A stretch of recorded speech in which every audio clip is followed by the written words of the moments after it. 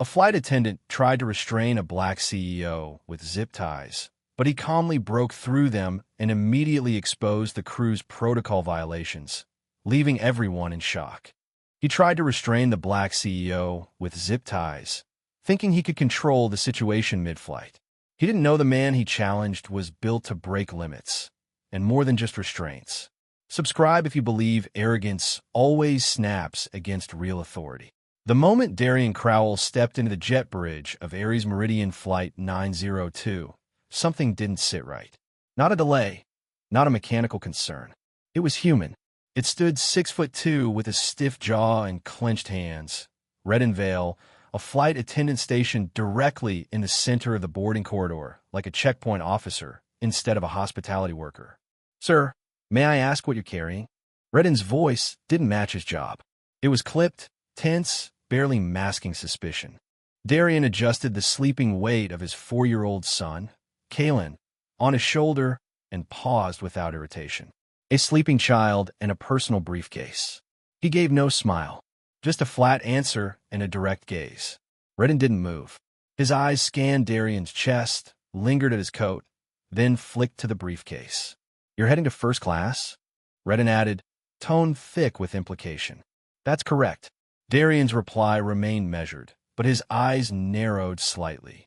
Beneath the outer lining of his tailored jacket, the encrypted badge embedded near his breast pocket stayed hidden but ready. It wasn't meant for show, but if needed, it could end conversations like this in a single flash of silver and protocol. Redden seemed unsatisfied, but a passenger stepped up behind them, impatient. With a tight nod, he stepped aside. Darian passed with silent precision, every step calculated to avoid jostling Kalen. The boy's head shifted against his neck as they entered the plane. The overhead lighting was soft, almost too soft, as if masking something beneath the surface of the aircraft's routine. As he reached his seat, 1A window, Darian noticed a second figure watching him. The man leaned against the galley counter in a posture too casual for someone on duty. Merrick Dollar, another attendant. His eyes didn't move with curiosity. They tracked like measurement tools, slowly sliding from Darian's shoulders to his shoes, as if cataloging details that had nothing to do with hospitality. "Welcome aboard," Merrick said, but the warmth was artificial. His smile didn't reach his eyes. Darian nodded. "Thank you," as he settled Kalen gently onto the plush recline of the first-class seat, fastening the belt loosely across the boy's waist. He noticed Merrick turn away and reach into a compartment drawer. His fingers tapped it twice. Not fidgeting, tapping. Deliberate. Almost like a code. Then came the whisper. Low. Intended only for Redden, but not quiet enough to evade Darian's trained ears. "The ties should stay ready." Darian blinked once calmly. No reaction showed on his face. But inside, a sequence began. The phrase. The drawer. The body language. He filed it. Stored it. Like pieces from a map he hadn't yet seen the edges of. He took his seat beside Kalen, stretching one leg out slowly, adjusting his jacket just enough to ensure the edge of the hidden badge faced outward beneath the fabric. Not visible, just accessible. His fingers briefly touched the inner lining to confirm it was still secure. Across the aisle, two middle-aged male passengers were mid-argument. Their voices were hushed but urgent. "I'm telling you, the audit exposed too much," one whispered. "It doesn't matter, they buried it. Like they always do." The other glanced nervously around the cabin. Darian pretended not to listen, but his mind moved faster than his eyes. Audit. Exposure. Buried. The phrases looped like a warning broadcast behind glass. Something had fractured beneath this airline surface, and whatever it was, the crew wasn't here to smooth it over. They were here to manage it, or bury it deeper. Kalen stirred briefly, his eyelids fluttering open for just a second. He blinked toward the galley, his small brow furrowing. "Daddy, those men, they look scared of something," he murmured in a dream-thick voice. Darian looked at him gently, brushing a hand through his son's soft curls. "It's just a long day, buddy. Close your eyes. I've got you." But inside, the words landed hard. Scared of something. Not angry. Not rude. Scared. That's what disturbed him most, because he sensed it too. As the final wave of passengers filed in, Redden moved to the front of the cabin but kept glancing back, always at Darien. Not at the emergency exit. Not at seatbelts. Always Darien. Merrick, meanwhile, loitered near the galley, cleaning surfaces that didn't need cleaning. His eyes lingered too long on the equipment panel beside the drink cart. At one point, he opened the trolley and slid something metallic inside, then locked it with a sharp click that rang too loud in the quiet cabin. Not a service card. Not a routine lock. That wasn't how they moved in training manuals. That sound didn't belong here. Darien's spine stayed straight, but his left foot slid 1 inch farther into the aisle, creating a slightly widened base. Defensive posture. Subtle. Natural. Unnoticed, except by men trained to look for it. Overhead, the safety demonstration began playing in soft tones, but the audio track barely registered. Darien's mind sharpened as a strategist would before confrontation, scanning, measuring, preparing. The cabin door thudded shut. The latch sealed. Beside him, Merrick moved once more past the row, behind Darien, then returned to the trolley. Another click. Another pass. Then he spoke softly into the intercom, but his finger never actually pressed the transmitter. A rehearsal? A code? Darien watched, listened, and waited. Something was happening. Not random. Not circumstantial. Orchestrated. And then the final detail. As the plane taxied, Merrick returned to the trolley behind Darien's seat. He didn't speak. He didn't smile. He simply reached down, adjusted the cart's brakes, and locked it once more with a slow, cold click. The sound echoed in Darien's mind like a steel door sealing a vault. The flight hadn't even left the ground, and already the storm was forming. Turbulence jolted the cabin with a force that drew startled gasps from multiple rows.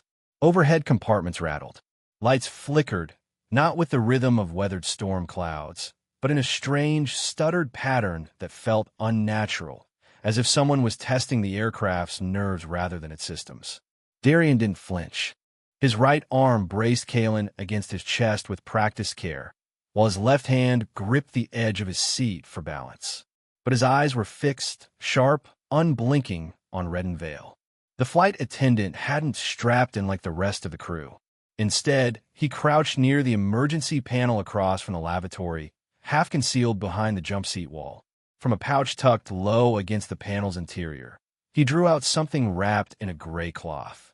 Darien's eyes tracked the motion without moving his head. The cloth shifted slightly, just enough to expose the glint of reinforced plastic. Zip ties. Thick, industrial grade. Not the kind used for emergency passenger compliance. These were designed for long-term hold. At the same time, another figure entered Darien's peripheral view. Merrick Dollar approached down the aisle with a feigned air of casual service. His hand clutched a small black device, clearly a communicator, but it wasn't one issued by the airline. Darien's instincts snapped alert. The design didn't match the standard headset models he'd studied during aircraft systems development. This one had no airline branding, no latch-in point to the galley comms. He saw Merrick's thumb press against the side, mouth moving in a whisper.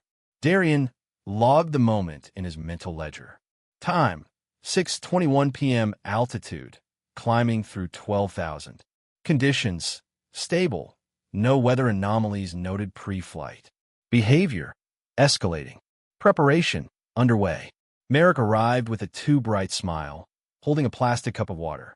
Compliments of a crew, he said, leaning closer than necessary.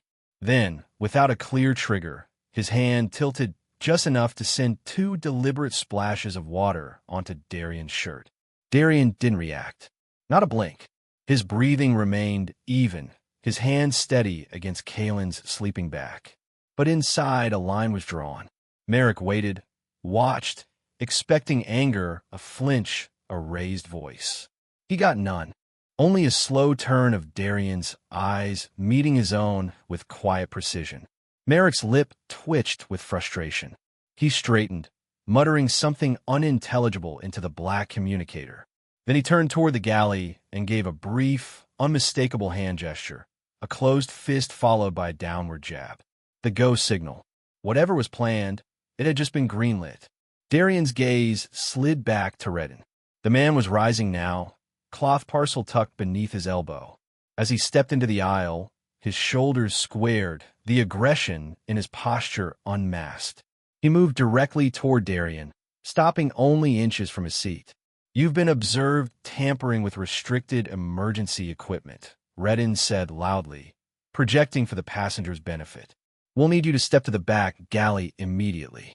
Darian blinked once. "You'll need to be more specific." Passengers across several rows turned, sensing something was off. A few phones were already raised, recording discreetly. The accusation was absurd, impossible to ignore. Darian hadn't moved from his seat except to position his child securely. And yet, here was a uniformed crew member, leveling a charge without evidence.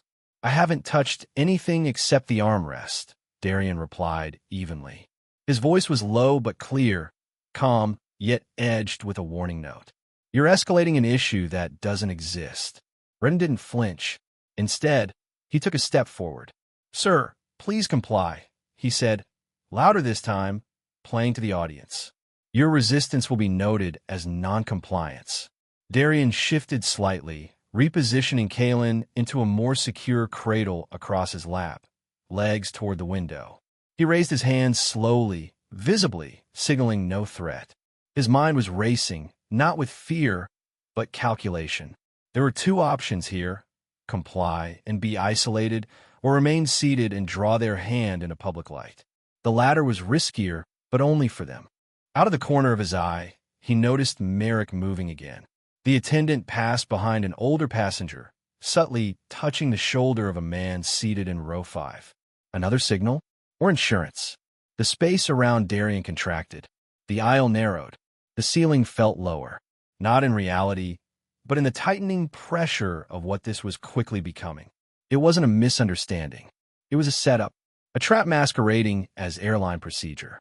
A rustle from behind. Restrain unwrapped the cloth parcel just enough for the nearest passengers to glimpse what lay inside. Zip ties. Thick, black, serrated. One of them already looped into a ready position. Gasps. "You're not restraining me," Darian said, his voice firmer now. "Not unless you want this entire cabin to serve as legal testimony." "We have authority to act under flight security protocol," Merrick interjected, stepping forward from the galley. He was seen accessing unauthorized equipment. "Passenger safety is our priority." Darian's eyes never left Restrain. "You sure you want to use that word? Safety." Restrain reached for Darian's arm. A surge of adrenaline flared in Darian's chest, but he held his posture. Not yet. His thoughts were focused not on defense, but on outcome. Every camera was pointed their way now. He needed this to be undeniable. As the zip tie's edge brushed against Darian's sleeve, he angled his elbow out slightly, buying time and space. His fingers subtly shifted toward the seat's buckle, not to flee, but to anchor himself. His other arm curved protectively around Kalen. Across the aisle, a young man whispered to his neighbor, "They're setting him up." You could see it plain as day. Behind Darian, another passenger called out, "Why hasn't the captain said anything?" Still no response from the flight deck. Merrick glanced toward the galley again and gave a second signal, 2 fingers and a point. Darian caught it. His mind drew a new conclusion. This had been planned, not spur of the moment. They'd expected him, or someone like him, and orchestrated a conflict with exacting timing. But they hadn't accounted for cameras, for restraint, for a man who wouldn't rise to bait, but instead document everything in controlled silence. As Restrain bent down with the zip tie, passengers began to murmur, rising into a low hum of alarm. One voice said, "Why is he being targeted?" Another, "He hasn't done anything." And then a chorus, "Leave him alone." Restrain hesitated just for a second, but Darian saw it. And in that second, he knew the balance was shifting. He kept his hands raised, voice low. "I suggest you stop right now." Restrain didn't stop. He reached again. And that's when Darian felt it, the shift in the cabin, the shared understanding among strangers. Phones raised higher, breath caught in every throat. The accusation was false, but the danger was real. Restrain lunged. The motion was abrupt. No warning, no words, just the snapping hiss of synthetic restraint as his hand shot forward. Zip tie half clenched, aiming to bind Darian Crowell's wrist before anyone could object. The strip of thick polymer bit into Darian's forearm, sharp and sudden, but it didn't close fully. Darian shifted instinctively, angling his wrist outward, then dropped his shoulder half an inch, enough to jam the binding path. It torqued but didn't lock. Pain radiated across the nerves in his arm, but his eyes remained locked, not on Redden, but on his son. Kalen was still there, still safe, still breathing. Back away from the aisle. Merrick barked to the surrounding passengers, his voice cracking just enough to betray the fear beneath the aggression. This passenger is resisting crew restraint. But the cabin didn't buy it. Phones rose like periscopes, dozens of them, each a silent witness to the lie. Dramatic irony pulsed like blood in the air, because the video would show what words were trying to twist. Darian's focus narrowed. He no longer cared about being polite or playing along with protocol. His new objective had become singular. Do not let these men lay a hand on his child. Merrick edged closer, hand stretching toward the handle of Kalen's carrier. That's when Darian moved. He twisted his body, pulling sharply against the tie, using the slight give from his previous angle to torque the restraint upward. It strained with a quiet snap, loosening just enough to shift his leverage. In one fluid motion, he swept Kalen behind his leg, shielding him, cocooning him. His body curved like a wall around the child. Redden stumbled backward, startled by the resistance. His face changed, from dominant to unsure, from power to confusion. He hadn't expected Darian to move like that, or with that much control. Overhead, a brief red flicker strobed across the emergency panel, once then gone. Almost like a warning light, reacting to something not wired into the plane. Darian clocked it. A system anomaly? Interference? It was the second time he'd seen a flash, and both times had aligned with Redden's aggression. He turned slightly and found the eyes of a passenger in row 2. Male, mid-30s, phone raised, expression unreadable. Darian gave him a small, deliberate nod. Permission granted. Keep filming. Secure the subject before the next signal. Merrick snapped, voice low but urgent, eyes darting toward the galley like he was waiting on something more. The phrase burned through Darian's thoughts before the next signal. This wasn't just an overreaction. It was timed, coordinated, staged. He inhaled once through his nose, centering himself as his arm throbbed from the partially tightened zip tie. The polymer strip was still biting into his skin, but it had weakened, misaligned from the angle of torque. Kalen whimpered behind him, confused and afraid.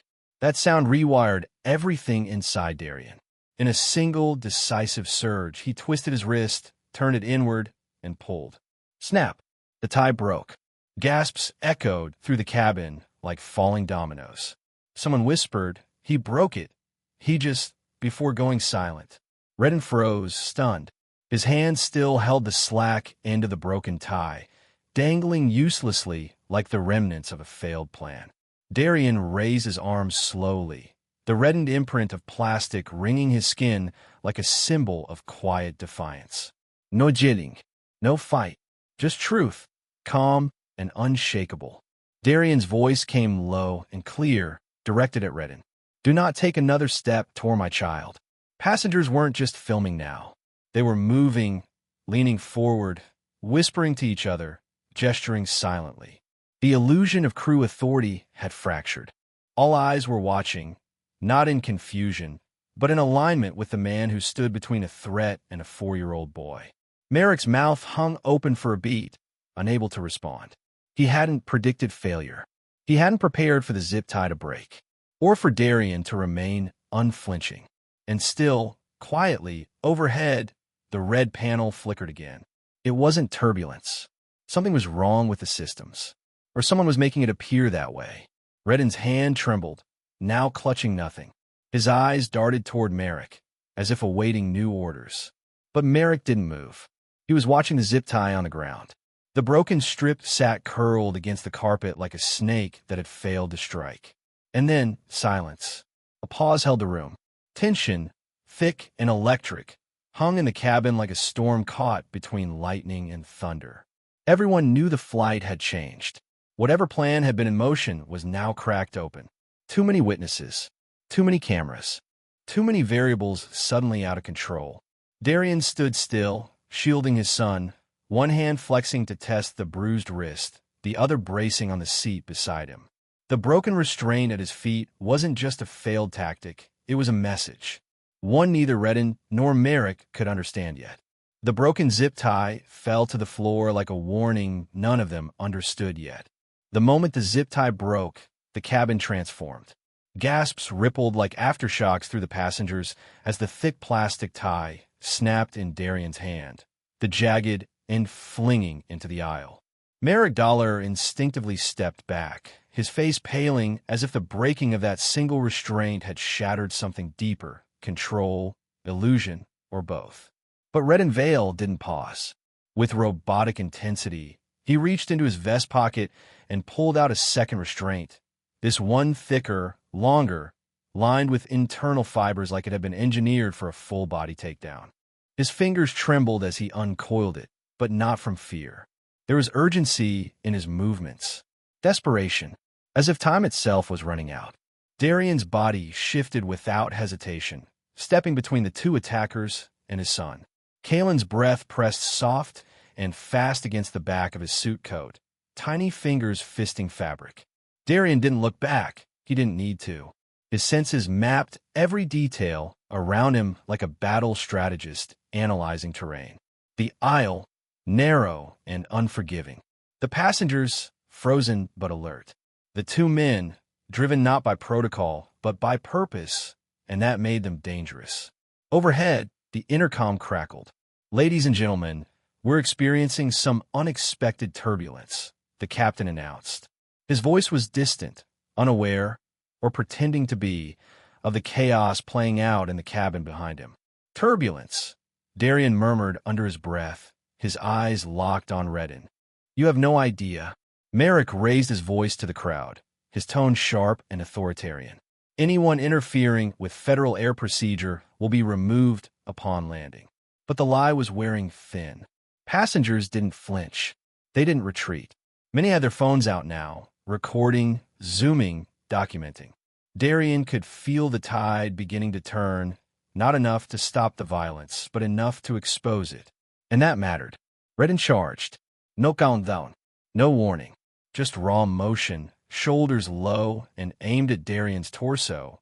The tie clutched like a weapon. Darian moved, fast, precise.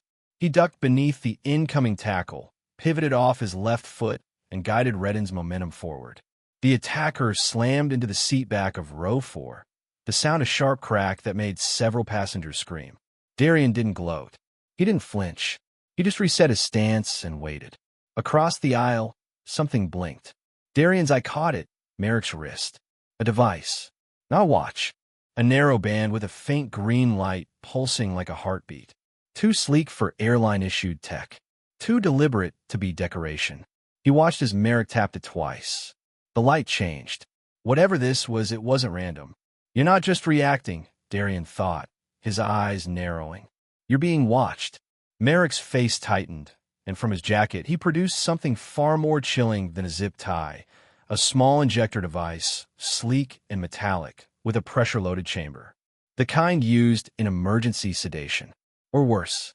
This doesn't end with restraint, Darian realized. They plan to sedate me. Still shielding Kalen with his body, Darian adjusted his weight subtly. His right hand brushed the back of a seat, steadying himself. His left hovered near his inner jacket, where his federal badge remained hidden. But he didn't reach for it. Not yet. Not until it could do more good than harm. Merrick advanced, the injector gleaming beneath the cabin lights. Redden, dazed but recovering, shoved himself off the seat and turned, blood rising to his face. The entire aisle narrowed into a single corridor of pressure, and Darian knew this was the moment the real battle began. And still he waited. "Step back," he commanded, his voice calm, cutting through the chaos like a blade. Redden snarled and stepped forward. Merrick raised the injector. Behind Darian, Kalen whimpered, and Darian moved. With lightning precision, he stepped forward, not away, and intercepted Merrick's wrist mid-strike. The motion was fluid, trained, effective. He didn't crush it, didn't snap bone, he just twisted it hard enough that Merrick's hand convulsed and the injector dropped. It clattered to the floor, sliding beneath the seats with a hollow rattle. Gasps echoed again. Darian didn't look back. He didn't search for the device. He had it memorized, its location, its threat, its symbolism. Redden rushed again, blind with rage. Darian shifted his foot, absorbed the impact with his shoulder, and redirected the man into the aisle wall. The metal panel thudded loudly, oxygen masks fluttering behind the plastic casing above. Some passengers screamed. Some cried out. But no one moved to interfere, not out of fear, but out of clarity. They saw the truth. And in that instant, so did Merrick. His eyes darted not to Darian, but to his wrist, where the blinking device now pulsed rapidly. A pattern, a signal. Someone else was watching. The real battle had only just begun. Redden lunged low, fast, with a grunt of determination, aiming to sweep Darian's legs from beneath him. The move came sudden, ruthless, and desperate, but Darian was faster. His right foot pivoted a half-step back, narrow as the aisle allowed, and Redden's shoulder struck the metal wall instead, sending a hollow rattle through the oxygen panel above. Passengers gasped at the sound. It echoed like a warning bell, shaking loose the illusion that this was still a misunderstanding. This was assault. Before the vibrations in the wall could even settle, Merrick Dollar was already moving. His eyes wide, lips tight, he surged forward through the aisle, clutching something in his right hand, a compact device with a needle-thin extension. The injector. Stand down, Merrick shouted, but his voice cracked as if trying to sound like authority and failing. Passenger is combative. This is containment protocol. Darian didn't move at first. His instincts forced him to absorb everything at once. The angle of Merrick's approach, the twitch of Redden's knees as he staggered upright, the way passengers' phones were now raised in trembling hands, capturing every second. And then came the detail that changed everything. A faint buzz. It pulsed from Merrick's wrist, not from the aircraft system, from a personal device. And it wasn't alone. The overhead panel above them vibrated with it, ever so slightly in sync with the buzz. A hidden signal, a trigger. Something was being coordinated. Darian's mind locked onto it like a strategist piecing together a trap sprung prematurely. The injector wasn't for de-escalation. It was for him. And the signal meant the next stage of whatever this was had already begun. Behind him, Kalen whimpered, his small hand clutching tighter to Darian's coat. That soft, frightened sound cut through the noise more than any shout. Darian's resolve sharpened. There was no time for doubt. He had to end this, now, without letting the cabin descend into full panic. Merrick surged forward again, needle extended. Darian stepped directly into his path, ducking low and catching Merrick's arm just above the wrist with one practiced motion. He didn't need to apply brute force, just enough torque to twist the joint, just enough angle to break his grip. Don't, Darian warned under his breath, voice steady as steel. Merrick yelped, his hand spasming. The injector dropped from his grasp and clattered to the floor, rolling quickly beneath row 3. Its metal surface flickered beneath the cabin lights like a spark trying to flee. Darian didn't chase it. He didn't need to. Redden, flushed with embarrassment and rage, bellowed from behind. Restrain him. The words were meant to command, but they cracked like glass underfoot. Redden charged again, wild and reckless, trying to tackle Darian from behind while his attention was on Merrick.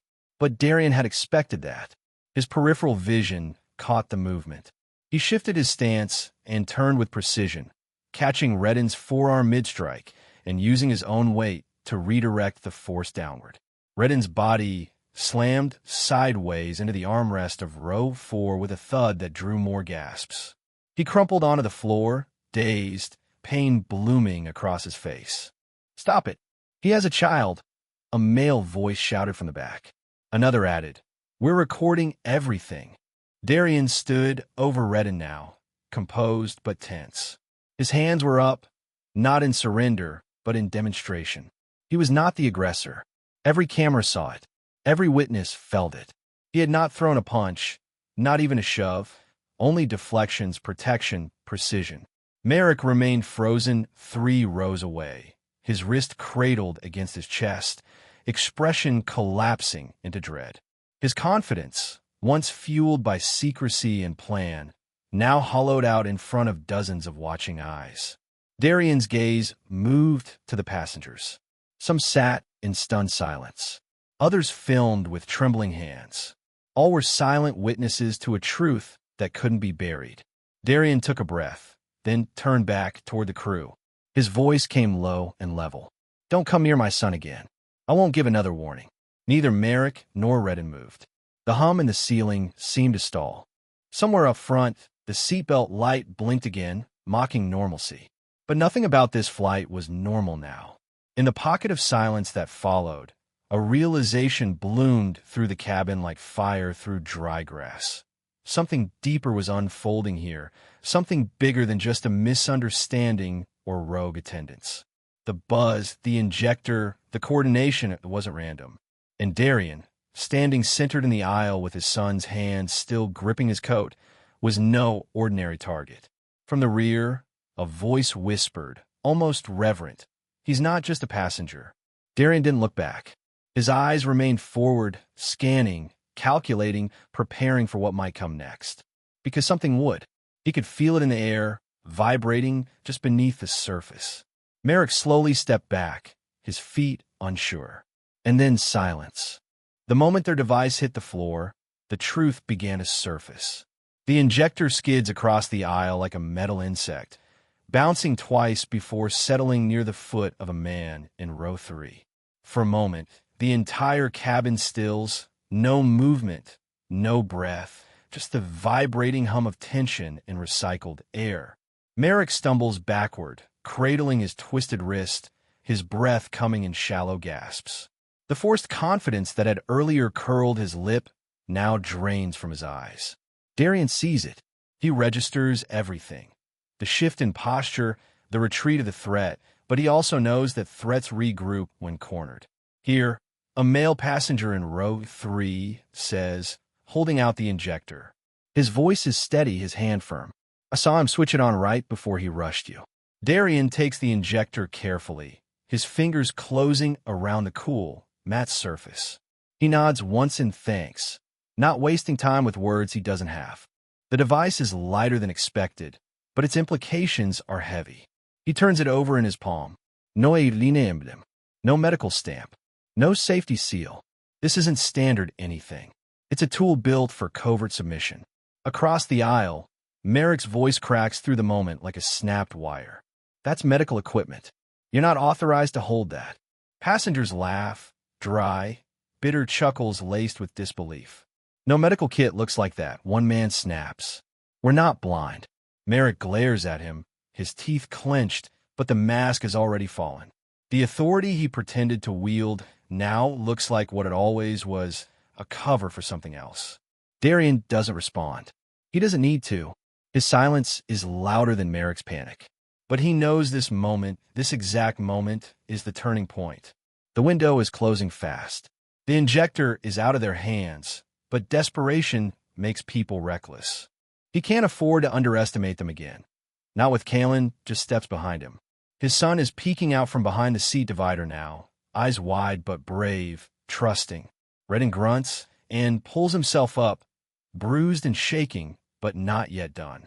His fists clench like anvils, his face blotched with effort and something unspoken, rage, perhaps, or fear of failure. Darian raises one hand, palm out, not in aggression, but in final warning. "Don't," he says, his voice controlled, iron hidden in velvet. "One more step, and you'll regret it." Redden hesitates. For the first time, he hesitates. Darian turns slightly, shielding the injector with one hand and steadying Kalen with the other. This was the moment he had hoped wouldn't come, but now it must. His identity, his clearance, his mission, everything he's worked to protect, rests on revealing the truth. He's always known the badge was a last resort, but this isn't about pride anymore. It's about jurisdiction and safety. He slides his hand under his inner jacket, fingers brushing against the hard edge of metal. It's cold, real, and final. The moment he reveals it, everything changes. There will be no turning back. With a slow, deliberate motion, Darian draws out the silver badge and raises it high enough to catch the overhead lights. The emblem glints like a blade unsheathed. Polished steel on dark leather. Embossed. Official. Gasps ripple through the cabin like a pressure wave. A woman drops her phone. Someone whispers, "Is that?"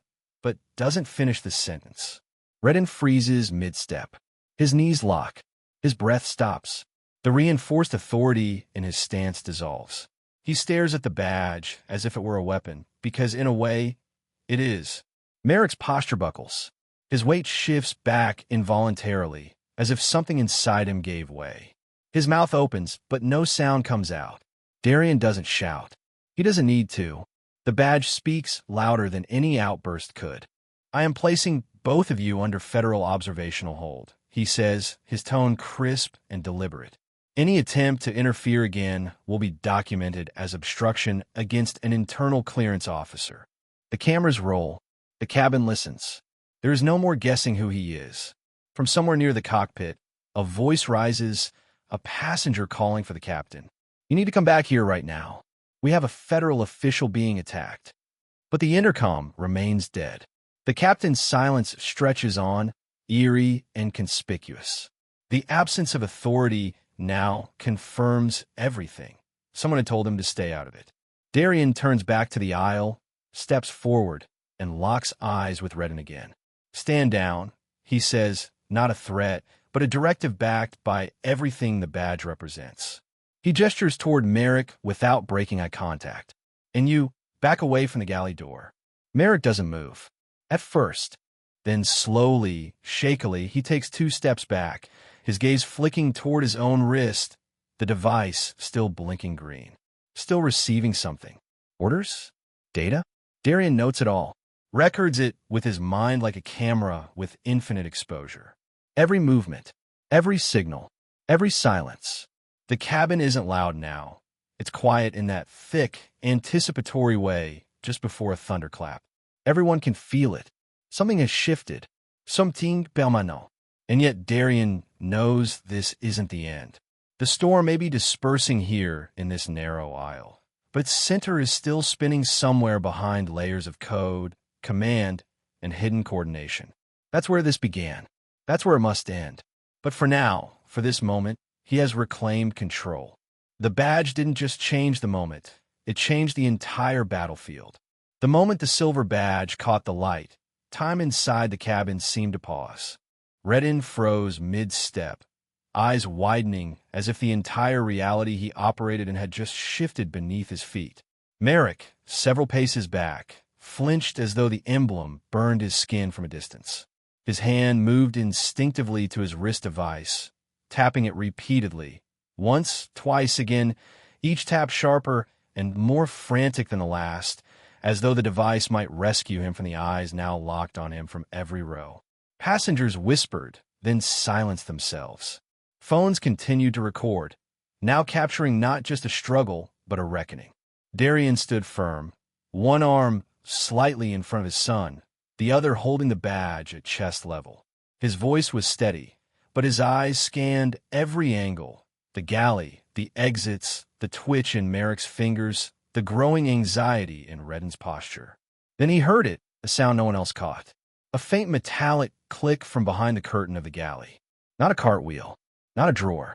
Something heavier. Intentional. Darian's instincts shifted instantly. He stepped laterally, placing himself between the galley and Kalen without seeming rushed. The curtain rustled, and a new figure stepped out. He was broad-shouldered, gray around the temples, and wore the distinct uniform of a flight operations supervisor. His name tag read Halden Voss. A supervisor mid-flight was nearly unheard of unless something pre-planned had gone drastically wrong. His presence was not protocol. It was prelude. Gasps scattered through the cabin. Halden's eyes darted across the scene, first to the broken zip tie on the floor, then to Merrick's shaking hand, the injector device still visible by row 3, and finally to Darian's badge. He blinked twice, as if trying to recalculate a math equation that no longer balanced. His mask of control fractured for a second, but then he straightened, drawing breath. "I'm responding to a disturbance," Halden said loudly, stepping forward. "I need both passengers and crew to de-escalate immediately." The lie landed awkwardly in the tense silence. "You're late for that," Darian replied evenly. His voice carried the weight of someone who had nothing more to prove, but everything left to protect. Merrick stayed frozen, his wrist still blinking faint green, but no longer responding to his taps. Redden shifted closer to the bulkhead, avoiding eye contact. Then a voice rang out. "Passenger, row 6, older man," steady voice. "I saw him at the gate." He was whispering to that one. He pointed squarely at Redden. Halden's eyes narrowed. He opened his mouth, but found no words. Darian took a step forward, only enough to command space, not provoke it. "You orchestrated this," he said quietly, "or you allowed it. Either way, your role in this is now a matter of federal concern." Halden bristled, but did not deny it. Instead, his eyes snapped toward the injector lying near row 3. His body moved before thought could catch it. An arm shot forward, legs pushing past the nearest row as he made a desperate attempt to retrieve the one device that could possibly reset control. But Darian was faster. In a single smooth motion, he sidestepped Halden's lunge and blocked him with his forearm, locking his position like a barrier. The collision was subtle but powerful enough to knock Halden off balance. The cabin reacted instantly, gasps, shouting, phones raised higher. The injector clattered just out of reach beneath a passenger's boot. Halden staggered backward, caught somewhere between humiliation and fury. But Darian didn't raise his voice. He didn't need to. "You are officially being detained pending federal inquiry," Darian said calmly, loud enough for all to hear. Halden's face drained of color. His hands trembled as if caught between fight and flight, but his feet refused to move. Redden shrank into himself, and Merrick looked down at his wrist, suddenly ashamed of what it had become. From behind Darian, a small hand gripped the fabric of his pant leg. Kalen stood there, silent but wide-eyed, anchoring his father to the reason none of this could be allowed to continue. Cameras continued to roll. The cabin no longer feared chaos. It witnessed justice. The mastermind had shown himself, but he wasn't ready for the truth staring back at him. He tightened the ties, smirking, convinced the CEO would submit, unaware that every move had already been anticipated and the next action would rewrite the rules. If you believe abuse under a uniform always meets unstoppable resistance, hit subscribe now, because justice never hesitates. Halden Voss took one step forward, and Darian Crowell matched it with one of his own. The air in the cabin thickened, not from altitude or pressure, but from the awareness that the illusion had snapped. There was no misunderstanding, no technical mishap, no procedural confusión, only intent exposed. Halden's voice quivered despite his polished exterior. This is being taken far out of context," he stammered, raising both hands in a show of false de-escalation. "We were responding to a behavioral irregularity. Nothing more." But no one was buying it. The passengers, once frozen in fear, had their phones lifted again, not to gawk but to document. Every eye in that narrow fuselage watched the man who had emerged not from the crew, but from behind the galley curtain like a figure meant to stay hidden. Darian stood firm, his voice calm but sharp, like a scalpel slicing through every excuse. "Redden, Merrick, step away from the aisle." Neither moved. Yet Halden tensed. The order wasn't directed at him, but the indirect implication struck harder than any accusation. Darian was in control now.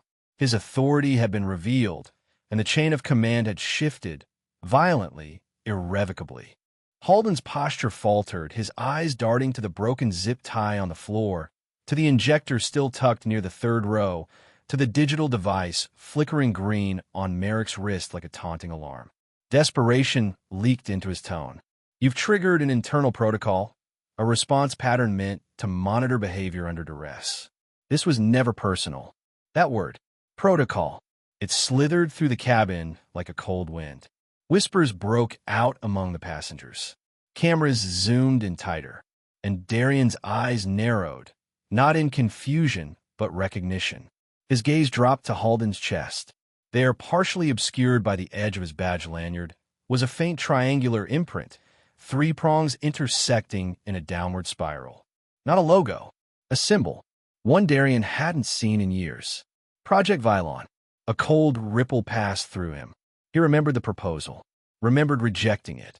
An internal behavioral study masked as passenger analytics, offered once to Valentra Systems as a partnership deal. He'd called it unethical, predatory, dangerous. Now, that same project had returned, but not to offer him a partnership. To test him, Halden must have sensed it. The moment Darian's eyes locked on that symbol, something in his face cracked. His next breath hitched. His composure fractured. "No," Darian muttered, mostly to himself. "You didn't come to stop a threat. You came to provoke one." Halden's mask dropped. For a second, panic and arrogance warred behind his eyes, and panic won. He lunged forward, hand aimed toward Darian's jacket, perhaps to seize the badge, perhaps to strike. But Darian was faster. His arm intercepted the motion cleanly, his grip clamping around Halden's forearm like a steel vise. With one fluid motion, he pivoted his body and drove Halden backward into the galley door, using momentum over force, leverage over rage. The impact was controlled but undeniable. The door rattled. Halden groaned. The cabin exploded, not with chaos, but with vindication. Applause. Cheers. The sound of passengers releasing fear that had been building for the entire flight. Halden dropped to his knees, gasping. His pride was gone. Redden and Merrick stood frozen, their belief in any plan crumbling as they watched their superior collapse at the hands of the man they tried to manipulate. Darian didn't gloat. He didn't raise his voice. He didn't even move. With one hand still on Halden's shoulder, he raised the other, tapping twice on the face of his encrypted watch. The signal activated. To anyone else, it might have looked like a casual motion. But within seconds, a faint flash responded on the watch's edge, a pulsing light confirming the encrypted emergency beacon had been received by federal ground networks. Help was coming. Darian leaned in close, his voice quiet enough for only Halden to hear.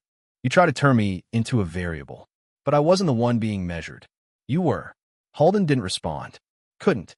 He kept his eyes low, breathing hard, the weight of consequences beginning to settle over his shoulders like gravity returning to a plummeting aircraft.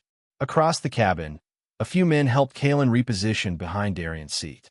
The child peeked out, eyes wide but unwavering, holding onto the safety of his father's presence like a lifeline. Passengers exhaled in cautious relief. Yet none dare move. Everyone understood one truth. They were still in the sky, still in the airspace of uncertainty. And until wheels hit the ground, anything could happen. But for now, for this moment, the balance had shifted, and the silence that followed wasn't fear anymore. It was awareness. It was preparation. It was justice catching its breath before the next step. The moment Halden fell, the truth behind Project Vylon began to break open. The aircraft jolted again, harder this time, as if the wind itself sensed the truth unfolding inside the cabin. Overhead compartments trembled, and a few oxygen masks briefly jostled before settling back in place. Passengers flinched, bracing for more turbulence, but their eyes weren't on the windows anymore. They were locked on the aisle where 3 men, once presumed protectors of order, now crouched or stood in disgrace. Halden Voss remained on his knees, his hands resting awkwardly against the galley wall. Sweat streaked down the side of his face, collecting along his collar. His breathing was uneven. Darian Crowell, still standing tall, shifted slightly to ensure Kalen stayed hidden behind his left leg. His eyes never left the broken chain of command, now scattered across the floor. Red and Vale inched sideways, just enough to make it seem like repositioning, but Darian noticed. "Stop," Darian said, his voice even, but carrying the weight of irreversible authority. "Take another step toward that cockpit, and you'll be adding tampering with federal detainment to your list of charges." Redden froze, lips tightening, eyes darting between Darian and Halden as if waiting for someone to override him. No override came. The overhead speaker crackled for the first time since the chaos began. "This is your captain speaking," came the strained voice of Captain Lorik Danner. "We apologize for the disturbance earlier. Everything is under control now. Please remain calm and seated for the remainder of the flight." Dramatic irony rippled through the cabin like static. The passengers, many still holding up their phones, exchanged incredulous glances. Under control didn't quite match the image of 3 subdued crew members and a civilian standing over them with a federal badge shining from his chest. Kalen peeked around Darian's leg, his small hand clinging tighter to the fabric. His face was pale, but his eyes stayed fixed on his father, steady, watchful. Darian reached down and gently tapped his shoulder, reassuring without words. The moment mattered, but Kalen's safety mattered more. "Captain," Darian said aloud, though the intercom had already gone silent, "I suggest you remain seated yourself. If any crew member attempts further contact with the cockpit, this flight will become a federal-level obstruction case." Halden groaned. This wasn't how it was meant to go," he muttered, his voice cracking under the pressure. Darian took a half-step forward. "Then explain how it was meant to go." Halden's mouth opened, then shut again. His eyes were glassy, unfocused. The silence stretched until Merrick broke it, his voice quieter but far more telling. "We weren't trying to hurt you," Merrick said, barely audible. "It was pattern testing, stress behavior, ordered by someone above." That single phrase sent a chill across the rows. Whispers surged. Passengers leaned closer to one another, realizing what had been done wasn't just a mistake. It was premeditated. Darian's eyes narrowed. "You're admitting this wasn't airline protocol?" Merrick nodded, defeated. "Not directly. We were following a program. Behavioral simulation. We weren't told who authorized it, just to follow the sequence once it started. And that sequence involved zip ties, an injector, and a 4-year-old being placed at risk." Merrick looked away, jaw clenched but unable to answer. Foreshadowing from earlier incidents, the buzzes on the wrist devices, the strange flickers in the overhead panel, climaxed into clarity. This wasn't random. This wasn't just about Darian. "Who's above you?" Darian demanded, his voice now sharpened with more than authority. It was precision. Tactical, surgical. Halden blinked rapidly. "You wouldn't believe me. Try me." Merrick shifted his weight, eyes darting to Halden as if to beg him not to speak. "Project Vylon," Halden said finally, barely above a whisper. "They said it was dormant. Research only. But someone restarted it." Gasps echoed down the aisle like a chorus of disbelief. A passenger in the second row muttered they targeted him. This whole flight. Darian turned to the aisle, eyes scanning the remaining passengers. "I need your help. Block access to the cockpit until landing. Stand if you must, but do not allow anyone through this aisle unless it's medical or federal." One by one, men across the front 3 rows stood. Some were older, some younger, all tense, but their stances firmed up as they realized the magnitude of what had just been exposed.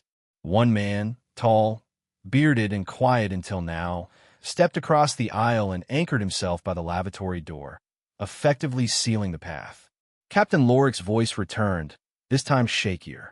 "We ask passengers to, please, remain seated and cooperative." "No," Darian muttered under his breath. No more scripted words. He glanced at his watch, feeling the subtle vibration against his wrist. His encrypted alert had been received. A confirmation pulsed quietly. Response team mobilized. Hope stirred in the cabin. Not loud, not yet triumphant, but undeniable. Redden looked toward the cockpit one final time. His stance was no longer hostile, only hollow. Defeated. The aircraft steadied, as if the very structure of the flight recognized the shift in power. Above them, the fluorescent lights brightened slightly, casting long shadows across the aisle. Darian rested one hand on Kalen's head, steadying both of them for whatever would meet them upon landing. The air seemed calmer, but everyone knew the truth was still climbing toward them. The descent began with a low hum and a subtle shift in cabin pressure, But the real shift came from silence. Darian Crowell stood firm in the aisle, the dim amber lights casting sharp shadows across the polished panels. His right arm cradled Kalen against his chest, shielding his son for what still lurked in the final minutes of flight. Every passenger's gaze followed his movement now, not out of fear but trust. He had become their anchor in a sky thick with deceit. Behind him, Halden Voss's body twitched, not with nerves, but with incoming signals. The wrist device strapped to him blinked erratically, its vibration escalating to a tremor. Darian caught the motion and immediately gripped Halden's arm. The screen flashed in crimson. Abort protocol. Secure data. 3 words that cut through every illusion. This was never about me, Darian muttered, his voice low but laced with realization. It was about what I carry. Halden's eyes widened, but he said nothing. The screen's message glared back at both of them. This was a study, not a security response. A controlled scenario. Or so they thought.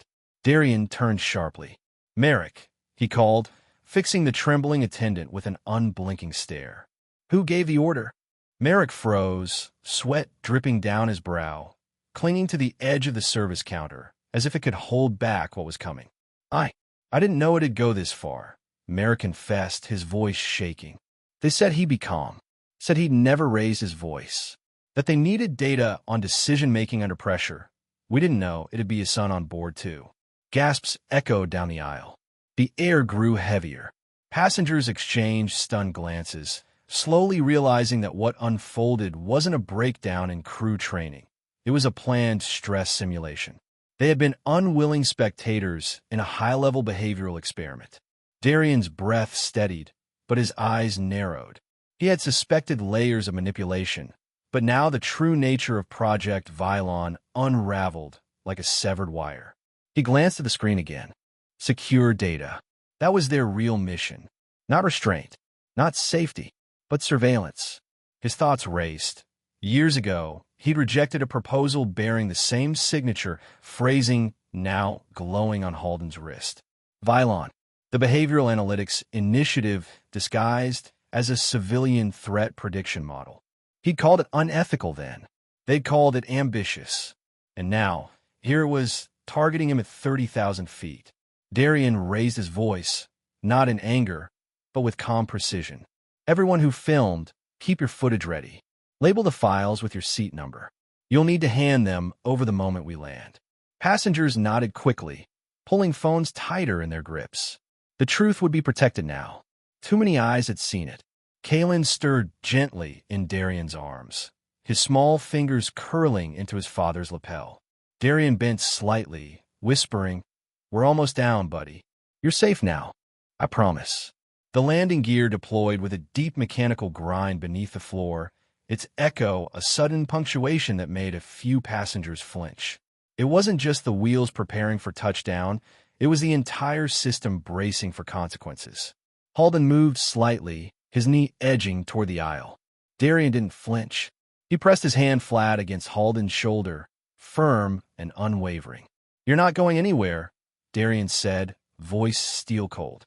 "If you try, I'll treat it as obstruction under federal jurisdiction." The words hit with force. Halden didn't respond. He couldn't. The screen on his wrist had turned solid red now, an alert he clearly couldn't disable. It pulsed like a warning beacon, a countdown to reckoning. At the front of the aircraft, Captain Lorik Danner's voice crackled over the intercom again. "Ladies and gentlemen, we're beginning our final approach. Please return to your seats and fasten your belts. We'll be on the ground shortly." But even now, Lorik ignored Darian's earlier demand to seal the cockpit door. That omission wasn't accidental. He was still afraid. Afraid of who might be watching him, or what would happen if he acted out of line with orders whispered before takeoff. Darian's jaw tightened. He wasn't just facing a rogue crew or one corrupt operation. He was facing a shadow directive with influence that stretched beyond the aircraft. The aisle was still. Every passenger sat rigid. Phones clutched, eyes unblinking. Truth had a strange weight, and now it hung in the air like static before lightning. Darian looked across the faces of those who had stood with him, many of whom had recorded the most damning moments without flinching. They weren't just witnesses. They were protectors of the truth now. As the aircraft tilted into descent, the city lights of North Helvern glittered below, sharp and distant like silent observers waiting for the final chapter. Kalen's breath slowed against Darian's shoulder. Exhausted, but safe. With one last glance at Halden's frozen expression and the crimson screen flashing between them, Darian thought only one thing. They wanted data. Instead, they would get exposure. The ground was close, but the truth was even closer. The aircraft touched down with a jolt, wheels skidding across the tarmac as oxygen masks trembled lightly in their compartments. A collective gasp rose from the passengers, not from fear of landing, but from the pressure finally breaking. Relief flickered across faces, but it was fleeting. Darian Crowell didn't move. He remained standing, one arm shielding his son's bassinet, the other extended slightly in command, palm down. The danger wasn't over. Not yet. Not until the cabin doors opened and the Real reckoning stepped in. "Nobody moves," Darian said, calm but unshakably firm. His voice, like cold iron, settled over the cabin. Every phone remained raised, recording. Every witness understood the stakes. Behind him, Kalen stirred but didn't wake. Exhaustion had claimed him, his small body shielded from the chaos by his father's presence. The intercom crackled. Captain Lorik Danner's voice trembled on the line. "Mr. Crowell, please. May I speak to you? May I explain?" Darian didn't turn. The silence that followed was louder than any answer. The passengers said nothing either. Their silence was its own judgment. Outside the windows, flashing blue and silver lights spilled across the tarmac like a signal flare of justice. Vehicles pulled up in tight formation. The seal of the Northern Aries Investigative Division, a federal aviation watchdog, gleamed from their doors. Darian had summoned them with a single encrypted tap. They were here because of him, because someone had dared to test the wrong man. The cabin door opened with a sharp hiss. Cold air crept inside. 3 officers boarded, each one tall, composed, wearing dark jackets with the division's insignia, a wing scale overlaying a jetstream arc. The lead officer, Sarenvier, scanned the cabin with sharp eyes before immediately focusing on Darian. "Mr. Crowell," he said with a nod, voice low but respectful, "you have command." Darian nodded once, then gestured calmly toward the 3 men near the galley. Halden Voss still knelt, shoulders hunched. Merrick Dollar stood to the side, wrist red from Darian's earlier hold, his jaw clenched with rising dread. Redden Vale, ever the enforcer, now looked small, sweat gathering along his temples as he tried to force a story together. "This man," Darian said, pointing to Halden, "orchestrated the behavioral entrapment. That one," his hand shifted to Redden, "initiated the restraint using an illegal device. And the third attempted forced sedation. All were recorded. All our witnesses documented." Redden stepped forward suddenly. "He attacked us," he shouted. "You don't know what he did. But before he could finish, the entire cabin moved. Every passenger who had filmed the incident, dozens of them, raised their phones in eerie unison like a synchronized defense. One by one, they turned their screens outward, displaying the same truth. Darian never struck first. He protected. He warned. He restrained. It was the crew, who orchestrated the violence. Saren didn't even flinch. "Thank you," he said, turning to his men. "Confiscate all wrist devices. All of them." Officers stepped forward without hesitation. Redden resisted briefly, but a single look from Darian froze him mid-motion. Merrick didn't protest, only trembled as his device was removed. When one officer examined the injector Merrick had dropped earlier, his brows furrowed. "This," he said grimly, holding it up, "was pulled from circulation 6 years ago. This model is classified as a restricted sedative tool, last used by defense contractors in behavioral compliance trials." "A federal offense," Saren confirmed, his eyes narrowing. The captain, still in the cockpit shadow, emerged slowly, his hands raised. "I was told not to intervene," he muttered. "They said it was high clearance. I didn't know what to do." You chose to do nothing, Darian replied quietly, not in anger, but in clarity. And that is what they will remember. The captain said no more. Darian turned to the bassinet and gently lifted Kalen, now stirring, blinking sleep from his eyes. A male medical responder stepped in, offering his arms. Darian hesitated for only a second before handing Kalen over, whispering, "Stay with him. Don't let anyone take him until I say." "I swear," the medic replied, carrying Kalen down the steps into the waiting van. Saren motioned Darian toward the exit. "When you're ready," he said, "we'll begin your statement inside." Darian gave a final glance across the cabin. Passengers stood now, not out of panic but reverence. Some nodded. Some whispered words of support. Others simply looked at him with the kind of gratitude reserved for those who refuse to bend. He didn't need thanks. He needed truth. As he moved toward the door, Saren paused beside him, voice low and resolute. "You kept your restraint under conditions most men wouldn't have survived. You showed what leadership really means." Darian nodded, absorbing the weight of the moment, but not sinking beneath it. Behind them, the last officer remained, securing the evidence bags, sealing off the galley. The air felt colder now, quieter. The aircraft no longer held a secret, it held a testimony. One by one, passengers began to step down, escorted and guided. Their phones would tell the story now. Their footage, their voices, their courage. But it began with one man refusing to be silenced. As Darian reached the terminal threshold, he paused for one breath. A moment to absorb what had been won, and what still remained to be uncovered. Justice had entered the cabin, but the storm outside was only beginning. The investigation room door clicked shut behind him with the same finality as the cabin door hours ago. Only now, the battlefield had changed. The adrenaline still pulsed beneath his skin, but his expression remained composed, carved in the same steel that had carried him through the flight. Across the room, Saren Vier adjusted the tablet in his hand and nodded toward the security officer who sealed the door from the outside. Fluorescent lights buzzed faintly overhead. Kalen, bundled in a soft blanket inside a secure medical bassinet, let out a tiny breath, still asleep, guarded by a uniformed medic in the far corner. Saren motioned to the chair. "We can begin when you're ready." Darian stepped forward, eyes scanning the reflective wall, the surveillance lens behind it glinting faintly. He lowered himself into the seat slowly, deliberately, as if stepping into the next phase of conflict. "First, let me be clear," Saren began, his voice steady but respectful. "This isn't an interrogation. It's a documentation of what you survived, what you exposed."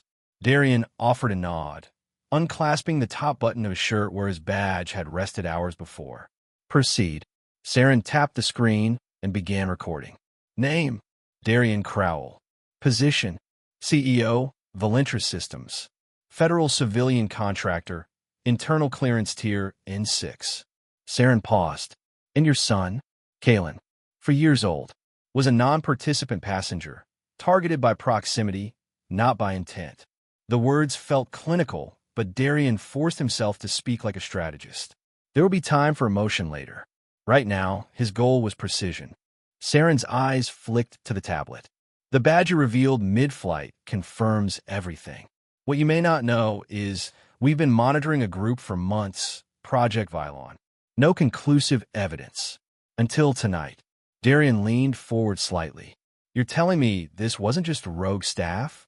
"No," Saren said grimly. "This wasn't the airline at all. Merrick, Redden, Halden, they were embedded, but not employed for standard duties. Their wrist devices, the injector, the behavioral triggers, they all trace back to a private contractor. Arclen Systems." Darian's brow tightened. Arclen, disguised as a vendor, biometric analytics, third-party crisis modeling. He shook his head. "I reviewed their behavioral modeling program 2 years ago. Rejected it on ethical grounds." Saren nodded, and they held a grudge. "Their operatives flagged you as a test variable. Today's flight was their stress simulation." A chill passed through Darian's shoulders, not fear, but fury cold enough to sharpen his focus. "They used my son," he said flatly. Saren's gaze dropped for a moment. I am sorry. Darian tapped the table with 2 fingers. Show me the data. Saren turned the tablet. 3 screens appeared. Interrogation transcripts from Merrick, Redden, and Halden. Redacted, but not enough to obscure the contradictions. Each of them had already broken ranks. Halden claimed Merrick was leading the protocol. Merrick blamed Redden. Redden insisted Halden was coordinating with someone through the wrist device. No one claimed ownership of the plan's origin, but they all agreed on one thing. Darian was the target. The injector, now cataloged as a modified sedation tool banned from airline use, had been activated with a fingerprint-coded sequence. The green light Merrick's wrist device blinked in rhythm with the injector's sync frequency, proof of a timed simulation, not a spontaneous escalation. And then came the smoking gun. A recovered transmission from Arkland's internal servers, intercepted post-alert. A message labeled, Subject Crowell, activate Phase 2. Collect biometric stress thresholds. Abort if resistance exceeds threshold. Darian sat back in his chair, the weight of the moment pressing against his spine. They wanted to see how far I could be pushed. And how quickly you'd break, Saren confirmed. But you didn't. Silence fell between them. Only Kalen's soft breathing filled the void. The restraint attempts, Darian said after a beat, the injector, the false accusations, they were all inputs. Saren nodded. They built a simulation protocol around you. Try to run it like a loop. But your response collapsed the model. Darian looked across the room at his sleeping son. Kalen's hair stuck slightly to his forehead, the peaceful rhythm of his chest reminding Darian what was truly at stake. The passenger's footage will help, Saren added. We've collected over 50 recordings. All corroborate your actions.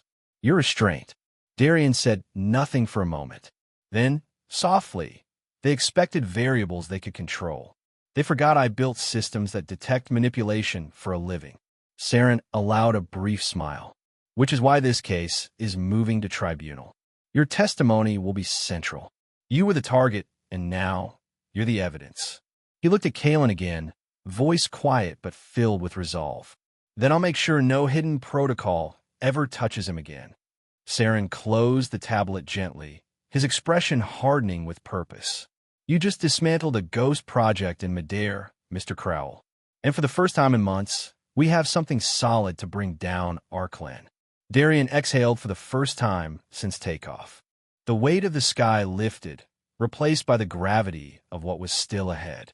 The truth was surfacing fast, but the consequences were rising even faster.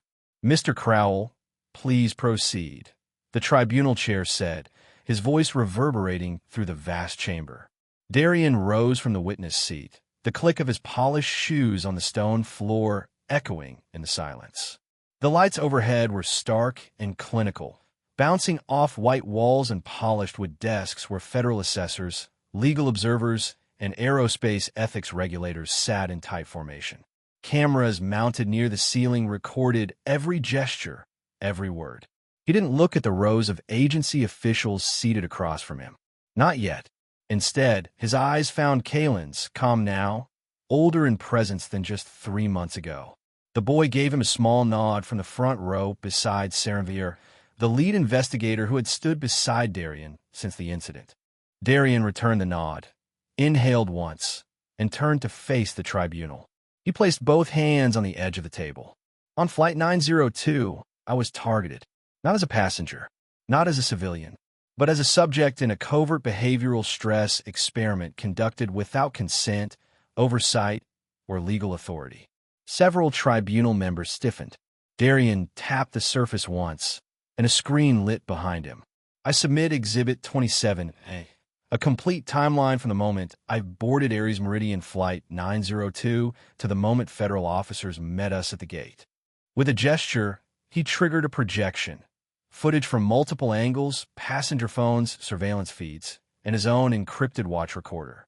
Murmurs rose as the screen displayed red and lunging, the zip tie flash freezing mid-frame. Merrick's injector, the green blinking wrist device, Halden's emergence, the badge reveal, the child, Kalen, whimpering behind his leg. the oxygen panel glitching as Reddin collided with it.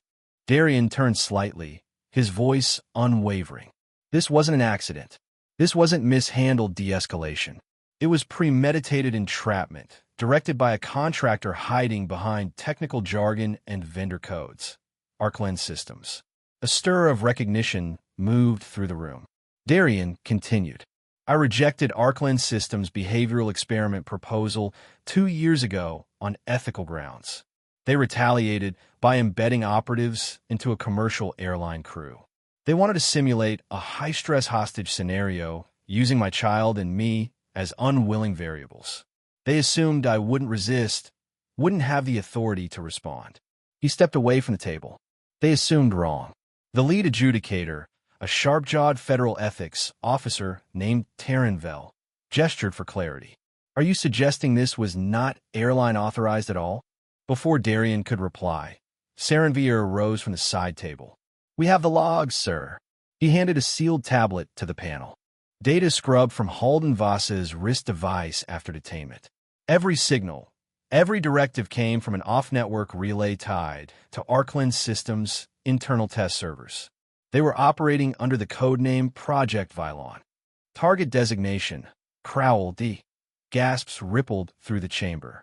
Darian leaned slightly forward. They knew my background. They knew my federal clearance. They knew about the Crowell Safety Initiative set to be unveiled this year. And they knew if they could trigger me mid-flight and document it, they could discredit my entire platform before it launched. Dramatic irony thickened the air. The very platform Arclen hoped to sabotage, designed to prevent covert manipulations and unauthorized behavioral experiments on passengers, had become the trap they walked straight into. One tribunal member, voice tight, asked, "What was the emotional impact on your son?" Darian turned to look at Kalen. He didn't sleep for 4 nights. He flinched when someone knocked on a table. He cried when he saw a flight crew uniform in a commercial. But he's healing. He's stronger now, and he knows I will never let something like that happen again. Silence. Saren Valleyer stood. We also uncovered communications from Arclen executives referring to Mr. Crowell as prime catalyst material. They weren't just experimenting. They were targeting. A younger observer near the back whispered. He was the proof they couldn't manipulate. The tribunal chair, eyes sharp now, leaned forward. This tribunal rules that Arclen Systems' behavior constituted gross ethical violation, unauthorized human experimentation, and corporate misconduct. Effective immediately, Project Vylon is dismantled. Arclen Systems' operating license is revoked. Their executives and complicit operatives will face federal prosecution. Halden Voss, Merrick Dollar, and Reddin Vale are to be barred from any aviation or behavioral sciences role indefinitely. A wave of silence passed. Furthermore, the chair continued, the tribunal mandates the adoption of a civilian protection protocol crafted from Mr. Crowell's own recommendations to ensure no future manipulation of passengers under false authority. It will be named the Crowell Integrity Directive. Darian lowered his gaze briefly. When he looked back up, his face held a quiet weight.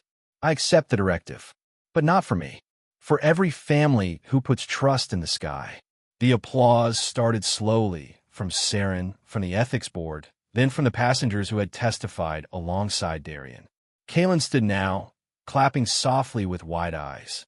As the tribunal adjourned, a formal presenter crossed the hall and handed Darian a framed National Award for Civilian Protection. He accepted it silently, then turned to face the audience. This isn't my award, he said, voice steady. It belongs to every passenger who stood, who filmed, who refused to stay silent. Kalen ran up to him and held his hand. They walked together past the rows of federal agents, legal minds, and policy architects. Past the empty seat where Halden had once sat, now a symbol of failure and arrogance. Outside the chamber, the day was clear. Quiet. As they stepped into the light, Darian exhaled. Kalen squeezed his hand and asked, "Is it over now, Dad?" Darian looked ahead, calm. It's beginning, because justice took time, but it landed exactly where it was meant to land. He restrained the CEO and froze as the man broke the zip ties, shattered protocol, and left his nose broken in the process. If you believe true authority doesn't ask permission, it enforces. Subscribe now. Because justice always lands first and hardest. Disclaimer: the story you just watched is fictional. It highlights racism, abuse of authority, and the power of composure and strategic action in confronting prejudice. Its purpose is to raise awareness, inspire empathy, and encourage conversations about equality, accountability, and respect for every passenger.